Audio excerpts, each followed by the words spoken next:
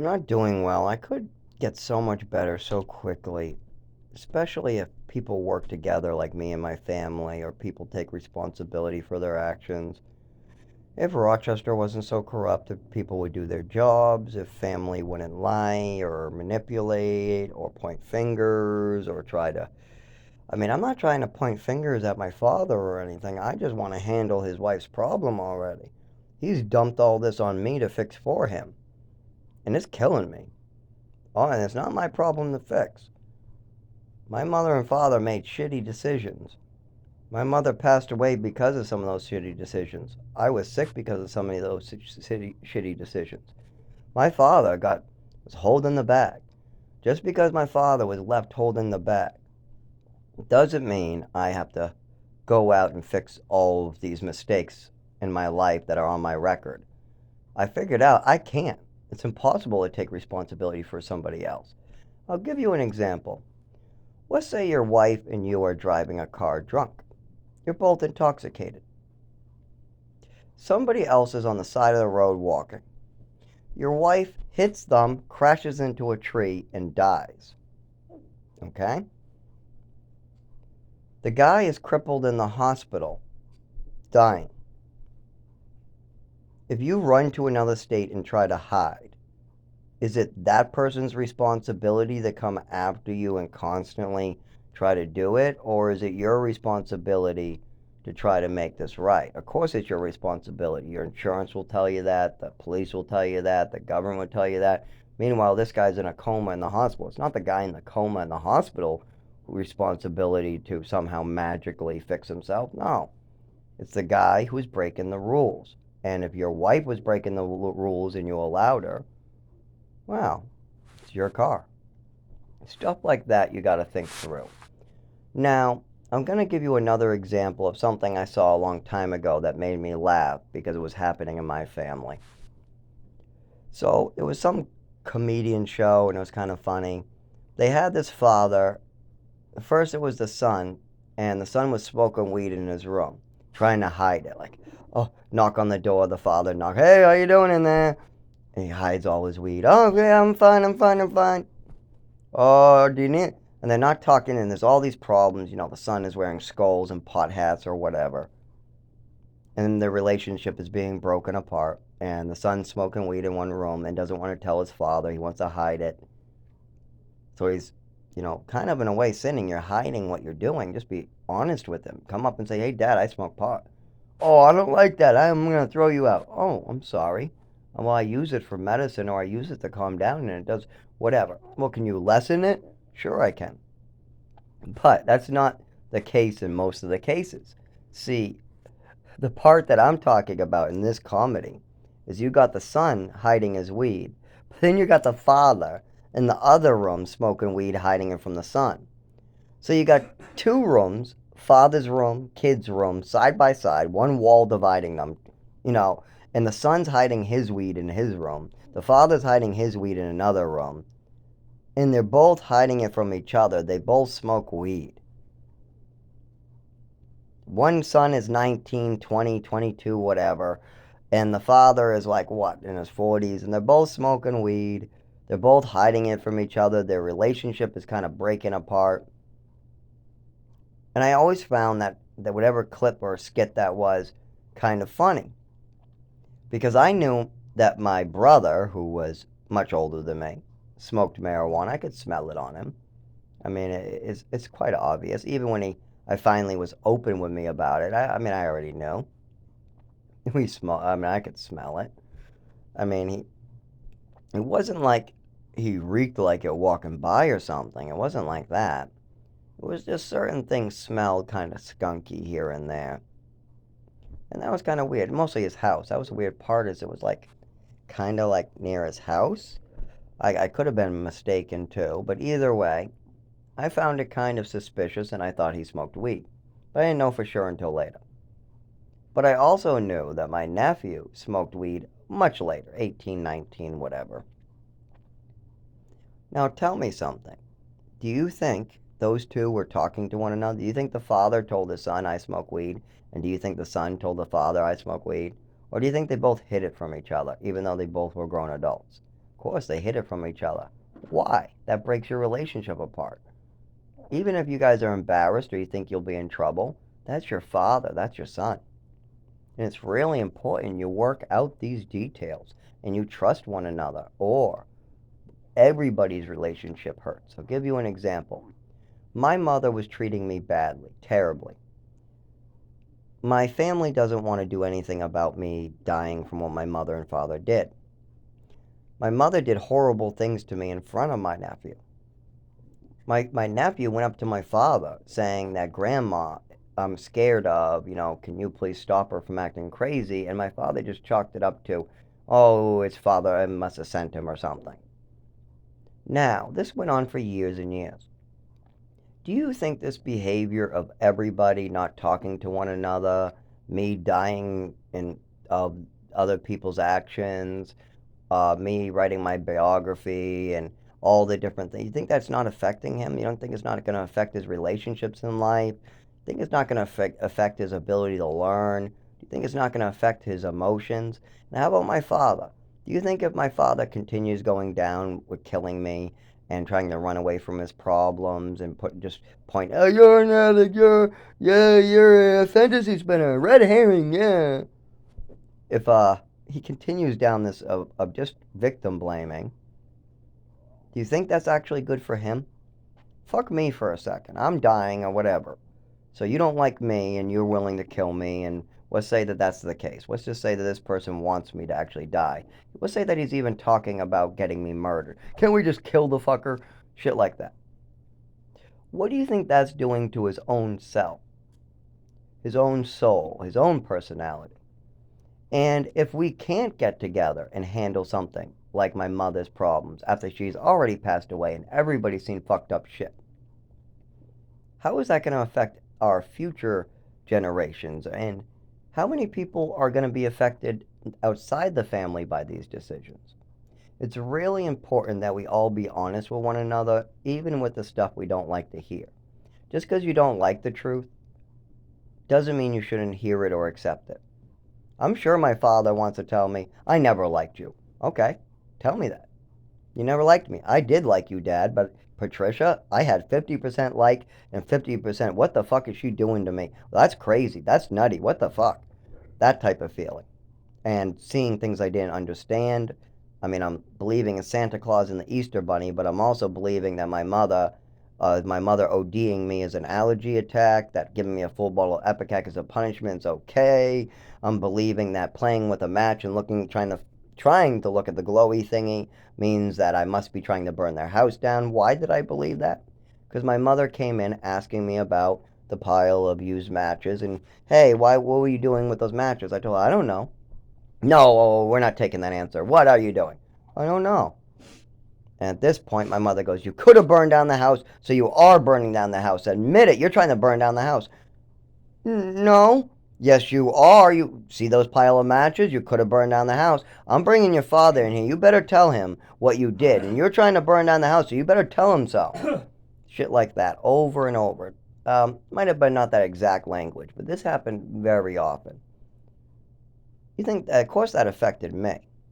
Of course, I am hurt internally in my organs from some of these decisions. But even if you don't care about me and want me dead, you're hurting your own family, own other people. People will be affected by it. And you can't ask for forgiveness for all the things you don't know. If you're hurting people, killing people, and causing damage, if Christianity doesn't spread through the Philippines all because of you, you can't ask for forgiveness just because you killed your son who wants to be some priest or monk or whatever his dream is after getting healthy. You contributed to these lives, even if it's not that one person, your son. How about your grandson? How about your daughters? How about your great-great-grandkids? How about the people you don't know? So I'll give you an example. If you are smoking weed and you're wanting to hide it from your son, that's okay. But if your son becomes an adult and he smells it or asks you a simple question, do you smoke weed? Give him an honest answer. Yeah, occasionally, but I don't want you doing it because I don't like that I do it. Oh, you do it, but you don't like that you chose to do it? No, I don't. Oh, well, that's good to know. Oh, because I started smoking weed last year. You did? Yeah, at 19, I tried it and I kind of like it. Well, I should let you know something about that marijuana, son. What? If you smoke too often, you'll get very upset stomachs, as well as it won't work as well. You should only smoke when you absolutely need to. If you get in a car accident, or if you have some problem where marijuana is going to help you, I understand. But you can learn a lot from me. I don't like that I smoke marijuana. I don't.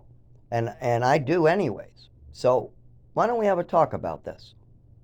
Instead, you got the father hiding it in the one room, you got the son hiding it in another, and nobody's learning anything, and everybody's being affected. That is the situation I seem to be in. My father is holding the bag, meaning my life. He's keeping secrets. It just so much. I couldn't even go over it all in this video. But that affects a lot more than just me. It will kill me very soon. I mean, it doesn't have to, though. I mean, all it is a couple flapping of the lips. I have to make some money up, and I'm fine. That's it. I had to stay indoors, have a mailing address, have a phone, get Social Security and work at some point, or try to mix and match that. But the first things first, the doctors need to know what happened to me. People need to know what happened to me. Even having a ghostwriter could help, but that's just a start. A ghostwriter could be added on to an apartment or some type of living quarters as I work with doctors and give them this, but I would definitely need other people working with me. But by doing this, you're helping yourself. It's not just me. Plus, I have every intent and love for my family that is there. My mother would have been the only person, and my mother prepared for this. She wanted, I mean, she was brainwashing me and my father. She was saying fucked up things, really fucked up things, to prepare for if I ever figured this out. And it's very clear. If you talk to any nurse or any friend that you maybe, like maybe my father's new wife, she would probably tell you that these things that my mother was telling my father and me, she knew wasn't true. She knew these things weren't true. And I know that for a fact. I know my mother knew these things weren't true. But she prepared my father with this fake information, like to never read the side effect list, even though her son is experiencing a lot of these severe life-threatening side effects. Well, why is she telling me and my father this? Well, in case I ever figure it out, then she can say, oh, he only believes he has those side effects because he read the list. And if my father figures it out, let's say my father figures out that something's wrong, and then he matches it to the side effect list. No, no, no, you just think it is because of side effect list. But that wasn't the only example. There were so many more examples of when my mother used false rhetoric. Like, I'm pretty sure my mother did deal with schizophrenics in the emergency room. Now, it's quite common that some schizophrenics are on Zyprexa or schizophrenic medication. But there's also some people that get put on Zyprexa or schizophrenic medication, and they exhibit horrible symptoms. And those symptoms are called medication-induced schizophrenia. And medication-induced schizophrenia is not actually a form of schizophrenia. Instead, it is a form of it's a form of illness that side effects of the medication match schizophrenia to the letter. And I mean, if you worked in an emergency room and you saw schizophrenics and people looking like schizophrenics coming in, that's probably something you would learn and use to your advantage if you ever got in trouble for ODing an orphan or something. I mean, she definitely destroyed my body before she adopted me, that's for sure. And I mean, I spoke up about this at the doctor's office. This isn't like I kept it a secret. It isn't like this is new news to my family. No way. I mean, I wasn't able to add up the puzzle. It's like this. Let's say you have a bush, an ocean, a sun, and a lighthouse on a puzzle. I always had the bush. My father always had the bush and the sun. But my mother had the bush, the lighthouse, the sun, and the sky, and the water, all the picture. Now, when I got the information at 19, okay, now I got the bottom of the lighthouse, I got the bush. Then, at my 20s, I start talking to doctors and researching, and now I got the sun. And I start seeing the whole picture.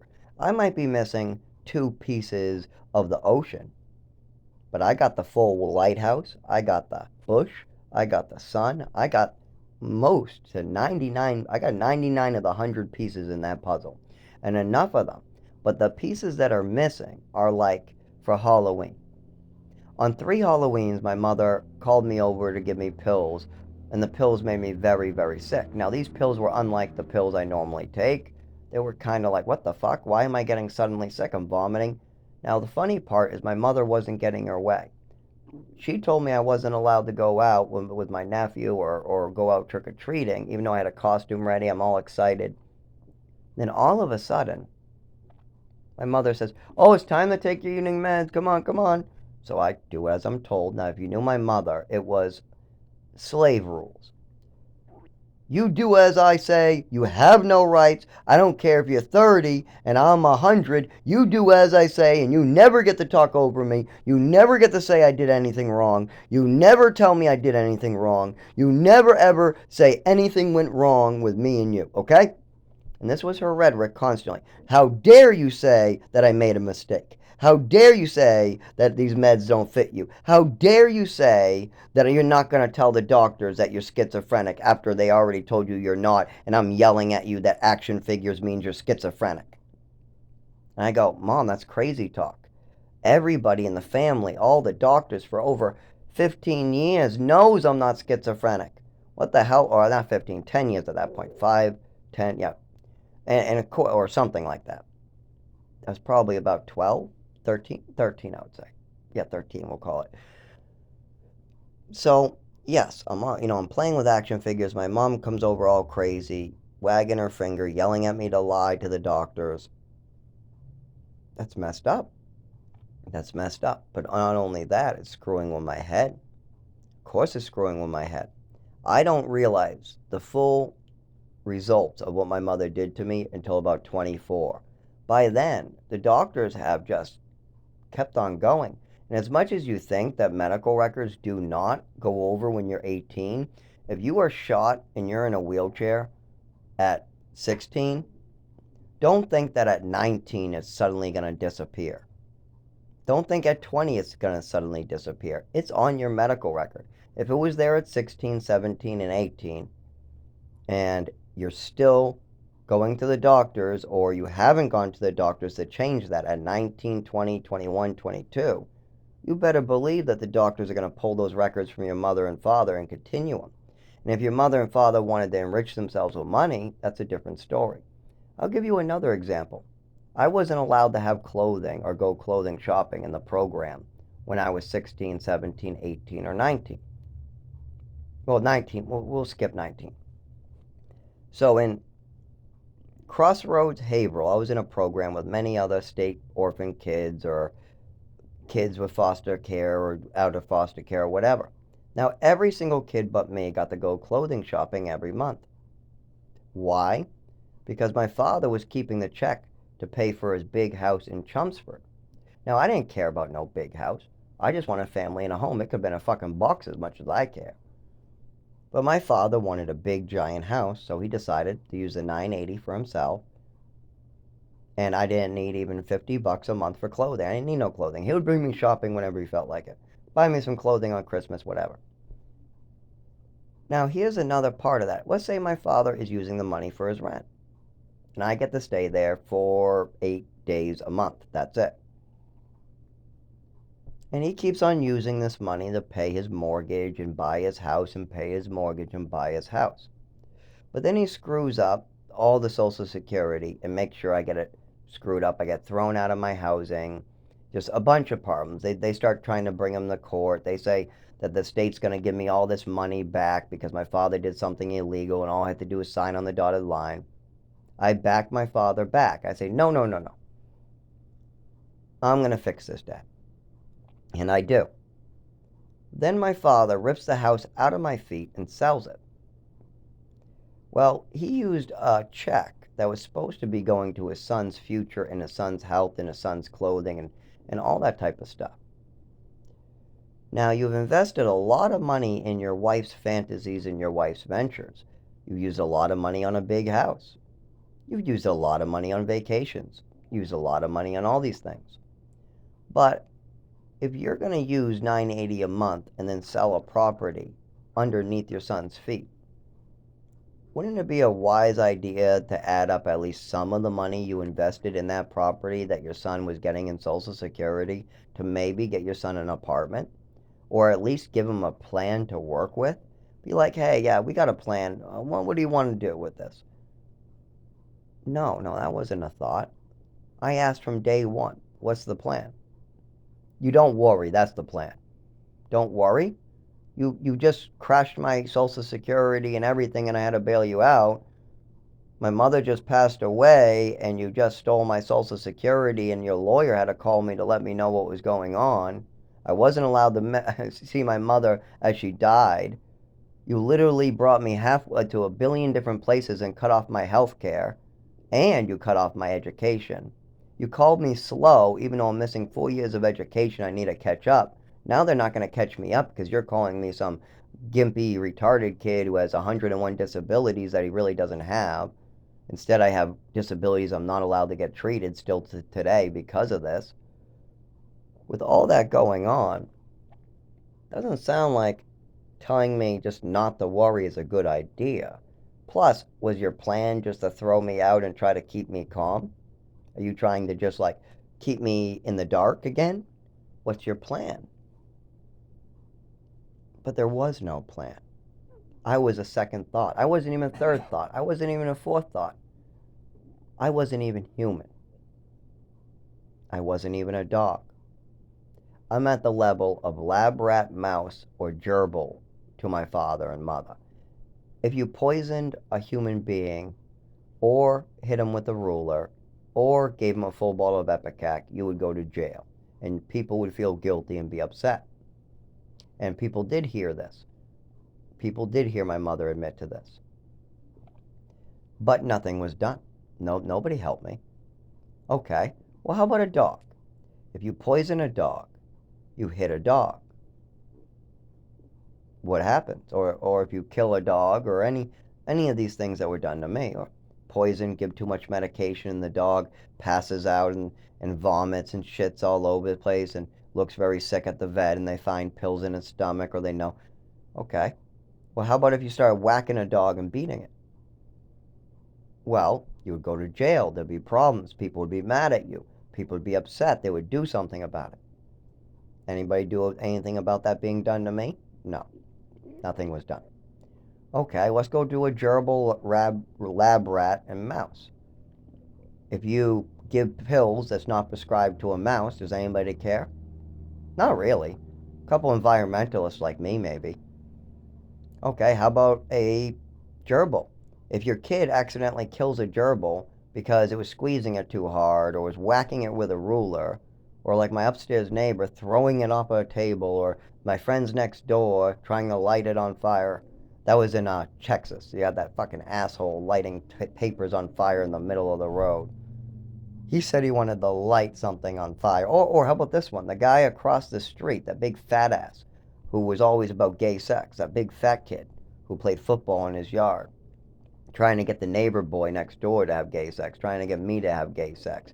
And I think even my nephew got into it, and I think I'm the one who brought him over there like a fucking moron, all confused. That's fucked up shit. I shouldn't be doing any of these fucking things.